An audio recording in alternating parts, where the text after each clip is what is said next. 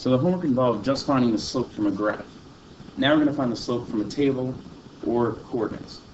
If you ever forget how to do this, you're always allowed to go back to that graph. If you want to graph it for yourself, you're allowed to, and then just count your rise and run.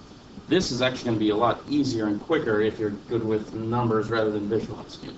Sometimes it's easier to visualize it. Sometimes if you're dealing with big numbers, you don't want to have to graph points like 20 and 100, so you'll have to use this. And it's still described the same way. Slope is still using the letter M, and we're still talking about it in the same way. It's still the rise over the run. Now we're just going to use an equation to describe that. So it's actually the exact same thing as counting. Let's use one of the examples from before. If we had -2 and 0 and then 0, 4. So we have 0, 4 and -2, 0. Before I was counting my rise and run. Now I'm just going to use subtraction to do the exact same thing. If I wanted to count my rise here, I'd count 1, 2, 3, 4. Another way to do that is just subtracting the y values. I'm just going to do 4 minus 0. That would give me that exact same number. It would still give me 4. The way we phrase that in algebra is going to be y2 minus y1. All that's really saying is the second y value minus the first one. Here, that was 4 minus 0. And again, it's the exact same thing as just counting. It's still counting this distance, how much it's going up. It's just doing it with subtraction rather than just counting it one by one. The exact same thing for the x values.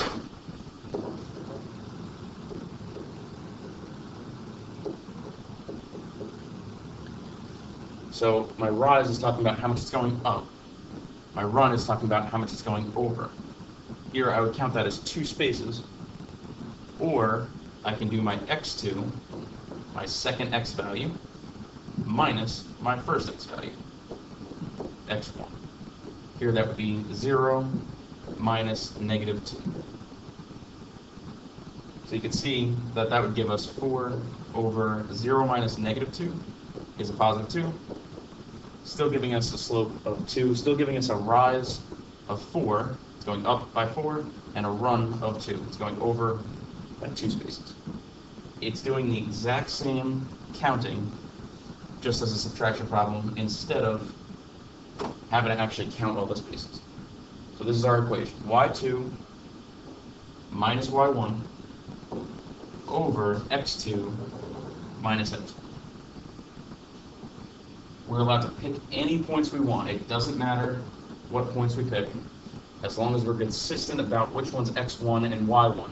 That's an ordered pair. Those two are together. So I'm just going to label any of these as x1 and y1. I chose those because I see that those are going to be easy numbers to use. I'm just subtracting 1 and 1 there. And then I'm going to choose anything for x2 and y2. Again, I'm choosing the easiest ones that I can see because I know positive numbers are going to be easier to deal with than negative numbers. And now I'm just plugging into that equation. As long as I'm consistent and careful about how I plug in, this really is just plugging in to that equation. y2 minus y1, so that's 4 minus 1, over x2 minus x1. That's 2 minus 1. And you can see that these ordered pairs line up. 4 and 2 are together, and the 1 and 1 are also together. 4 minus 1 is 3, 2 minus 1 is 1, and 3 divided by 1 would give us a slope of 3. So our slope there is 3. I just want to show you that this doesn't matter what points we choose. We can choose any points in here. I'm going to use the same x2 and y2, but I'm going to change my x1 and y1. It's going to be the exact same thing because this is a linear function. A linear function, oops, I forgot the R. Linear function, it's got the word in it, it just forms a line. It's a straight line, and the slope never changes on a straight line. slope is the same between any 2 points on this line. So it doesn't matter which 2 I use. That's why I'm allowed to change this. I'm going to use that as my x1, that as my x2 now. So I'm going to subtract y2 minus y1, 4 minus a negative 5, and my x2 minus x2 minus a negative 1. 4 minus negative 5 is 9. 2 minus negative 1 is 3. And 9 divided by 3, not coincidentally, is also 3. Our slope doesn't change. It doesn't matter which points you use. It also doesn't matter which order you use them. Let's say I chose the same points, but I decided to flip the order of these two. Let's say I change my first example. You don't have to write this down. Don't worry about this. I just want you to pay attention to the fact that this doesn't actually change based on which points we choose. So I'm just going to flip the order. I'm going to do now y2 minus y1. 1 minus 4 is a negative 3. And then 1 minus 2 is a negative 1. That's the same thing as positive 3. Negative divided by negative still gives us positive, so it's still positive 3. The order doesn't matter. The points that you choose really don't matter. It just matters that you're matching up an x2 and a y2 and being consistent with that when you choose your x1 and y1. Oops. All right. So I'm going to do this the exact same way. I'm going to use 0, 0 as my x1 and y1 because I know those are going to be really easy numbers to subtract, and it really doesn't make a difference, but I'm going to call this one my y2 and my x2. I'm going to do y2 minus y1, which here it's 12 minus 0, over x2 minus x1, which here is 6 minus 0. That would give me 12 over 6, which is the same thing as just 2. So there my slope is 2. What the slope really means is that it's going up that amount every time it goes over one time. So you can see this is going up by 3. This is going up by 6. This is going up by 6. That is going up by 12.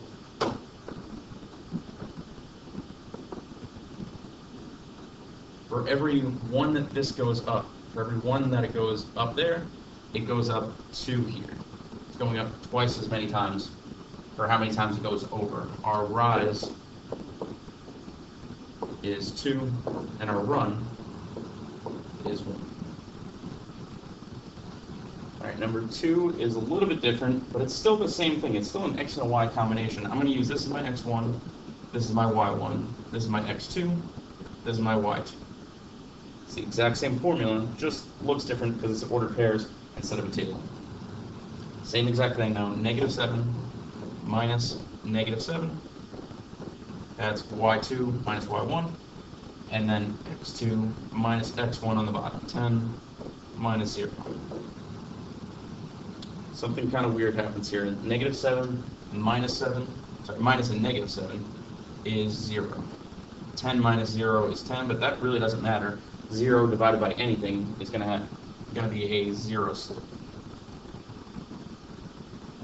And what that really means is that there's no rise at all. So if I were to graph this, 0, negative 7 would be down there. 10, negative 7 would be down there. It's got a slope of 0. It doesn't go up or down at all.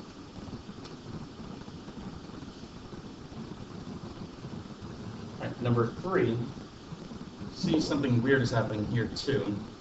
Negative 10 is every x value that we have. We're going to see what happens with this. So y2 minus y1 over x2 minus x1. Let's do the bottom one and the top one. I'm going to use this as x1 and y1, and my x2 and my y2. So y2 minus y1 is 20 minus 0, and x2 minus x1 is negative 10 minus negative 10. 20 minus 0 is just 0. Sorry, it's just 20. That was silly. 20 minus 0 is 20. Negative 10 minus negative 10, that's 0. We cannot divide by 0 at all. If you imagine trying to divide by 0, like if I had 100 pieces of candy, and I was trying to divide them between 2 people, each person would get 50 pieces of candy. It's splitting into that many groups. I can't split something into 0 groups. You can't take 20 and divide it into 0 groups. There can't be 0 groups. That doesn't really have a meaning. And the way we're going to say that in math, actually, if you were to do that in your calculator, it would say error, but that's not what we're going to write. When we're talking about a slope here, we're talking about that as an undefined slope. Because we actually can't define it in math. We can't define something divided by 0. So we call that an undefined slope. On the graph, this is going to look like this. We have negative 10, 0, negative 10, 10, negative 10, 20. It's a vertical line. It doesn't really have a slope. It's an undefined number of slopes.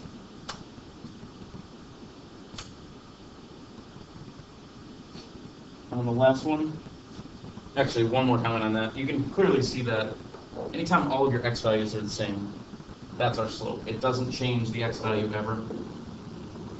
So it has an undefined slope. Don't write error. Don't write no solution. When we're talking about that kind of a slope, it's an undefined slope. All right, one more example. We're going to, again, do y2 minus y1. So that's 0 minus 2 here over x2 minus x1. That's negative 6 minus negative 16. That'll give us negative 2 on top and a positive 10 on the bottom.